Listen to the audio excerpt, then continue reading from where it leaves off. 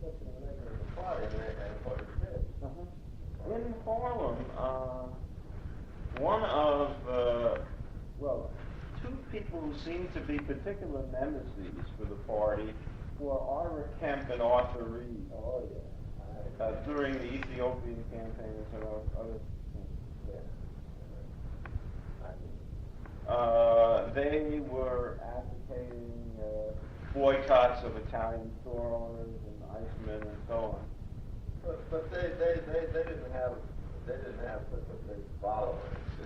They were street speakers, and as such, they had only their followers that they would attract on the street corner, so that they were no match, you see, for an organization that had steel fibers running all through the community, and therefore they had a nuisance value in that regard. What about the thing they organized, the Harlem Labor Union? The same thing.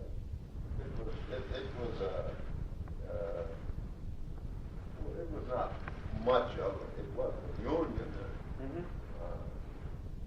It had a few followers. Now, what about the incident in, I guess, in '38 when Louis Campbell and Frankie Duty? Oh. What was that all about? In the Workers' Alliance. Were the leaders of the Workers' Alliance. I don't know now, just the incident.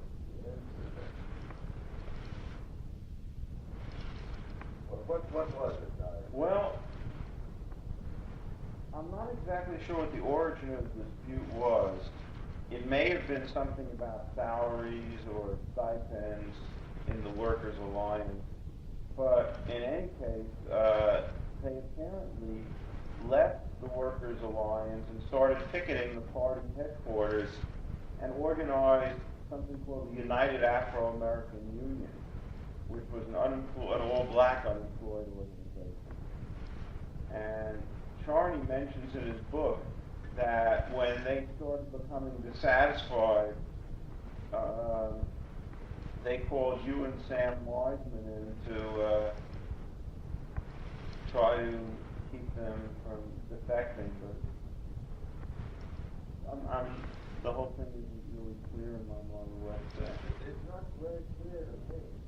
Because whatever they organized couldn't have lasted much long, over a week or 2 weeks, because it was an organization that couldn't function, without this support and without the kind of organization which the party had there to surround it.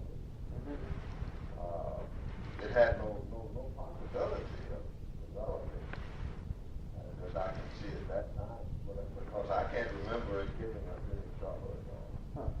It seems like that the Garveyites and Nationalists in the 30s were not capable of organizing themselves in stable groups or in any kind of national organization. That was it. They just weren't able, as I said before, they weren't able to organize actions and groups, collections. They just weren't able to do that. It's curious, they also seemed unable to attract the intelligentsia. Oh no. Well, that was true all the way through.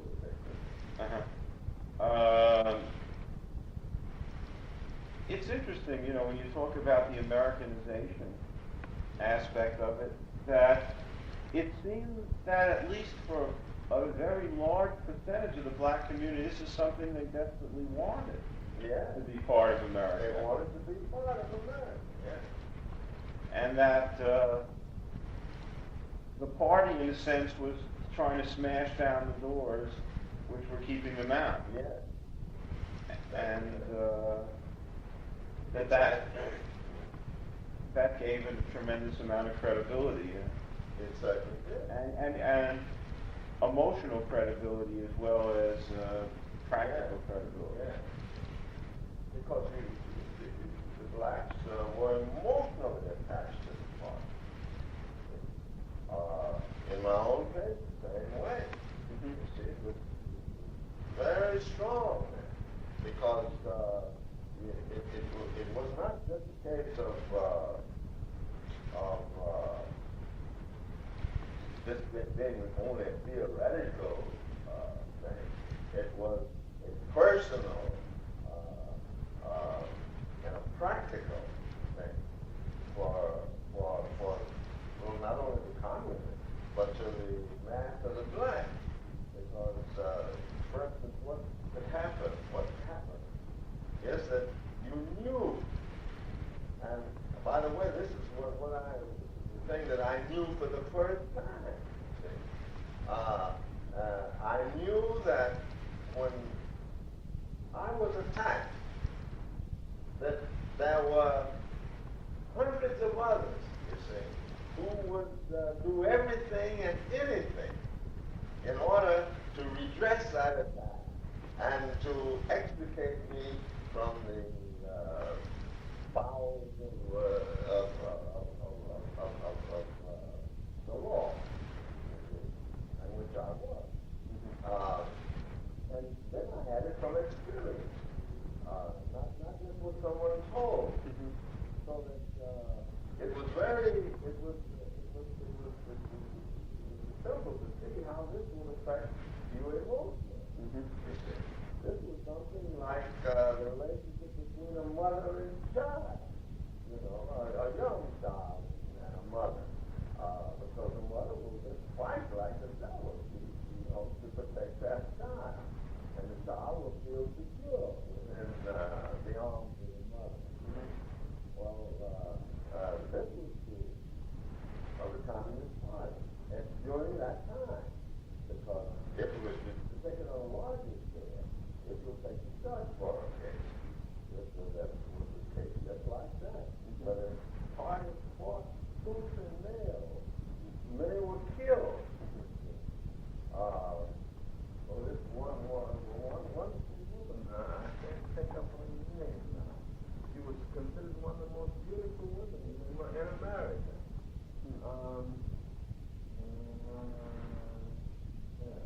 She was once married to V.J. Jerome, but she was hit on the set by a cop in a Stockburg demonstration, and resulted in her death. Well, there were many deaths fighting, you know, at the time. So that knowing all of this, you see, and it was not play. It's interesting, because talking with Queen Mother Moore, I had the strangest experience of seeing almost two different ideologies coexisting in the same person in a very strange way.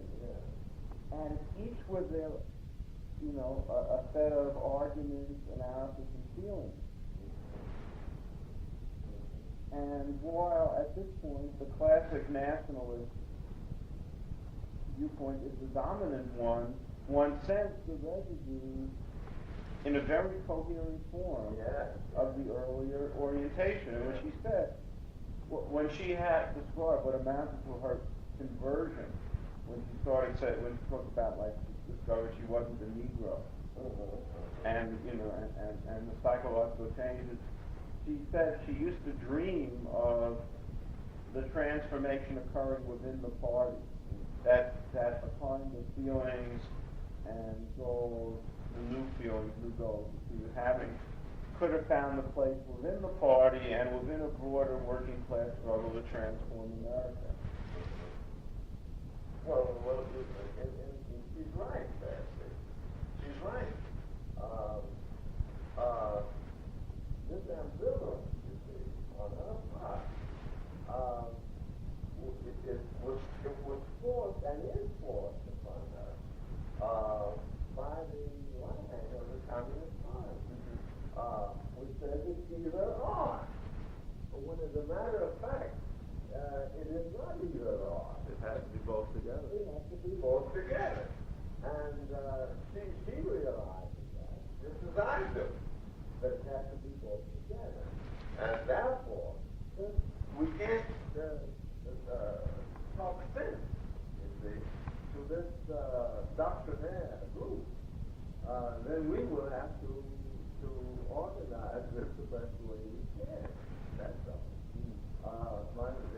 And this, of course, goes about never giving up the idea of revolutionary organization, but at the same time trying to bring this to the flank, so that they will join in this general world and American revolution. It's amazing, you know, when I was looking back, I sense somehow this incredible opportunity was lost. And at some point, because if anything like that organization had been around in the 60s, when we had gotten our thing started, the whole thing could have been turned around. But this whole thing is look, it's at the end. It's at the very end. Everywhere. Everywhere. They don't know what to do. They had this article in the New York Times magazine about the world economic crisis, and they quote Keynes in 1930. Yeah. Well, Keynes saved them. Because not just because of Keynes, but because Keynes had a Roosevelt. Keynes had a Roosevelt. And Roosevelt had a Communist Party. See, I've looked over that recently. And actually, what happened there? You see, I read Darabin's book. I don't know whether you did. Yeah. But you did read Darabin's book. But Darabin chooses foreign policy as one of the reasons for the Communist Party's deterioration. But I don't agree with that. It wasn't the development. It wasn't the development or lack of development of foreign policy. It was the refusal of the Communist Party to develop an independent line and tailed behind Roosevelt and help Roosevelt develop his capitalist line. That was the turning point of that was Roosevelt's song. See, Roosevelt had very much sense with Tommy the Clark and the other guy who were consulting with communists all the time. See, with Browder meeting with Sumner Wells. This is during the war? No, following the war. Not following the war, during the war. During the war and before the war. So in a funny way, the reactionaries were right when they said that Roosevelt and the Browder was meeting with... Oh, yeah. Oh, they knew what they were talking about. But Roosevelt, without that, Roosevelt would not have succeeded. When Roosevelt issued his 7A, what? Congress passed the law with the 7A clause in it, with the right to organize. Yeah. Well, you see that, presumably, that gave the communists an open sesame. They had carte blanche to go and organize, or at least unorganized workers, most of whom were unorganized. This they did. They organized every industry. And without the communists, it could not have, it would not have organized auto, steel, oil, mine mill, radio, everything was organized by the communists at that time. And they kept to that line of support Roosevelt program. And instead of developing their own, and instead of developing their organization, then they dropped the formation of shop units altogether. Dropped the organization of fractions.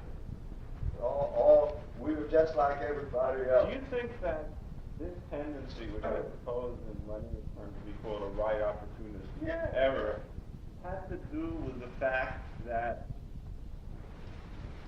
there was a cultural drive within the party, because it was a party of outsiders, of the Negroes, the foreign-born, that the American dream still had this kind of attraction. Inside.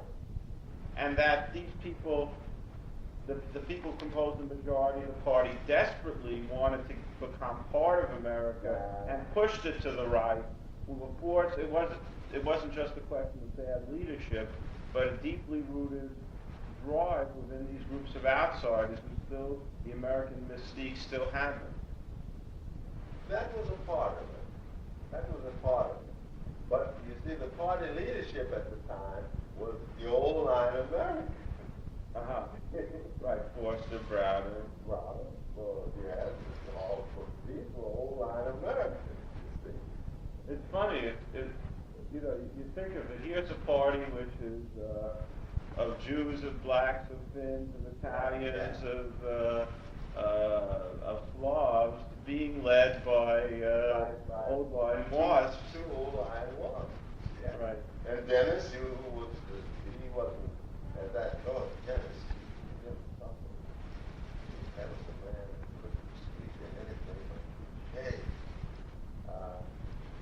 But it's a strange, the sort of social and cultural drives there, and somehow, I don't know, it's funny, you know, you sort of think that not until the American mystique and the American dream loses its hold, can you have a broadly based left. The system has to be delegitimized in people's minds to a far greater degree than it was in the 30s. Yes, I think you're right. Because the Depression, I think, came after a period of tremendous, when the American, people were talking about the American economic miracle, when Henry Ford was more of a hero than Lenin. Yes. And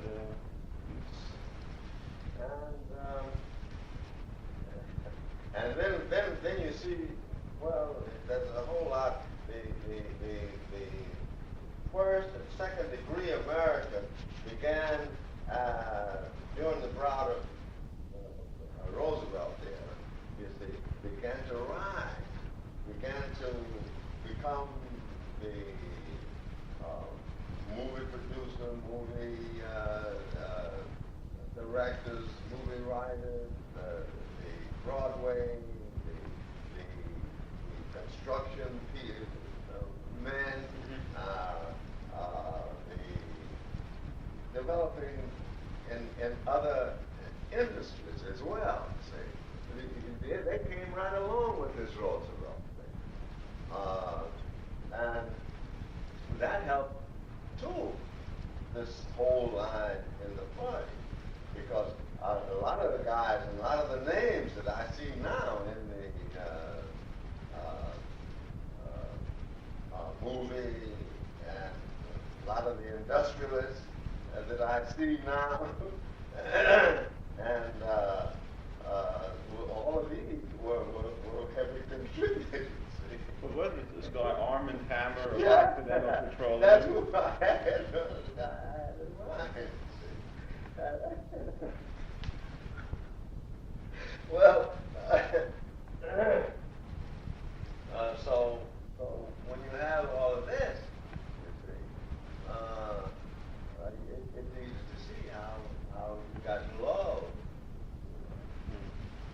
was everyone going on the expectation of participating in the American dream. And finally, when Roosevelt died, and there was that sharp turn away, then the boom fell. That's all. Wow. Yeah. And then the communists were left to thrash around and try then to develop a program, a line, you see, because the line had been shattered. They had none. Was this the only party in the world where it happened that way? Well, I think this is the only part in the world where it could happen that way. But no, I think it happened in other parties. I think it happened to an extent in the French party too. But other than that, I don't see how. I don't think it could have happened. Other than that, it needs two places. Because see, in the French party, there was only one political organization in the whole of France. That was the CP. Especially during the war. Yeah. They had the underground. They had the whole underground. And somehow or other, they were enticed to turn in their guns. And they turned them in. Then they gave them that little token thing. They gave them Torre went into the cabinet. What is he? I don't know, minister of minister without portfolio or some other thing. And that was all. Huh. Well, yeah, it's an amazing story. Do you have any specific comments on that? Yeah, I better do that now. By the way, have you eaten lunch? No. Because I have some homemade stew I could heat up if you're hungry. All right, I think I can't refuse. Yeah, see, now the Empire Cafeteria struggle was one of those landmark struggles in Harlem, because by breaking you mentioned the fact that they won, but you didn't mention what the consequences of their winning was to the rest of the struggle in Harlem, because that enhanced the authority of the party, and it made the white workers in Harlem who followed the party altogether different from any other white worker. See, because all you had to do then was to explain, if you got stopped by a black on the street or something like that, even during the riot, see, you said, well, I'm a communist. That's all right, boys, you got it. You mean because this was the case where the workers, the white workers had taken the lead in this thing. In organizing to get jobs for Negroes at their particular workplace. Yeah, and on here, the only person who was Dorfman, a guy by the name of Dorfman, was arrested, beaten, and almost killed at Empire. So he was known. His name was all over Harlem at the time. Because of that, you were able then better to go about your organizing duties than before.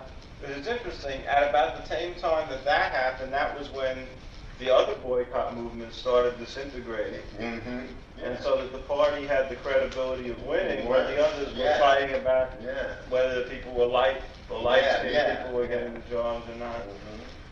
And here is where this you mean as opposed to this Bloomstein struggle. Right. Well, yes, that was true. That was a farce, and it ended a farce all the way.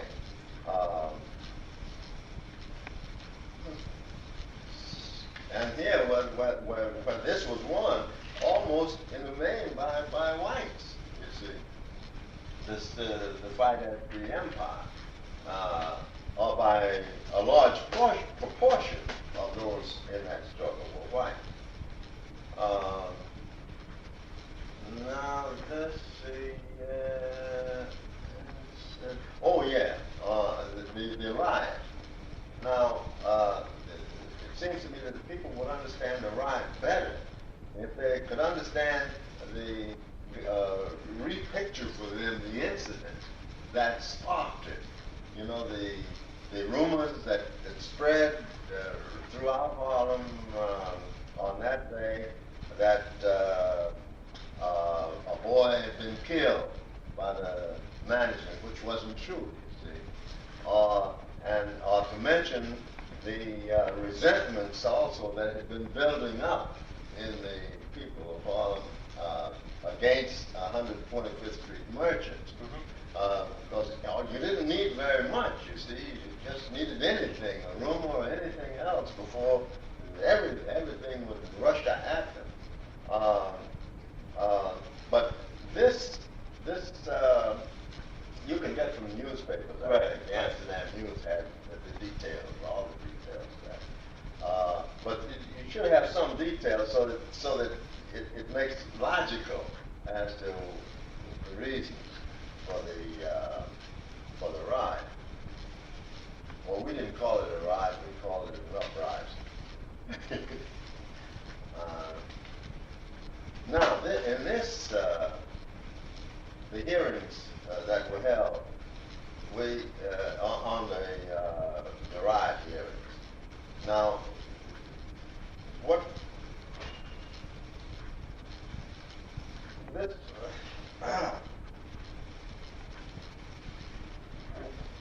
influenced the committee members in writing this report a lot was the fact that Robert Minor, sat all the time as though he were a functionary of the committee, questioning closely every witness, examining and cross-examining, you see, so that, and he helped individually, this one fellow, he helped a whole lot in making this result what it was. Did Robert Minor have credibility with local Harlem leaders as a result of that, or? No, but you see, he was a Texan. Well, you know who Robert Minor was. He was the outstanding artist, and who decided he was just not going to draw another cartoon. He was America's leading cartoonist. Really?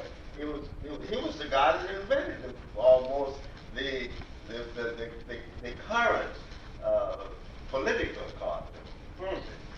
And all of the cartoonists, Fitzsimmons and the others, they all went to school under him.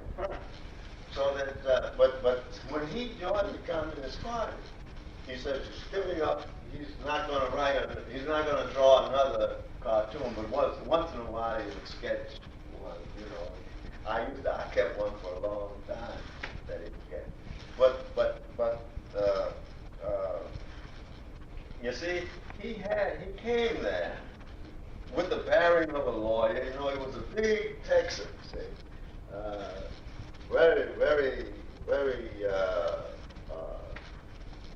I wouldn't say athletic he was. He was a man of about, at that time, about 45. And praying and a little bald. And he looked like a lawyer anyway, but he wasn't. And he'd sit there and he would ask his question, you know, very sharply. And he was able, with the committee, see, he had very high standing. I knew some of the committee members. There was Mrs. Dolores Haynes, and another one was the poet. County Cullen, you know. he didn't know what the hell he was just on the committee. And but Miss Haynes was a real mover on the committee.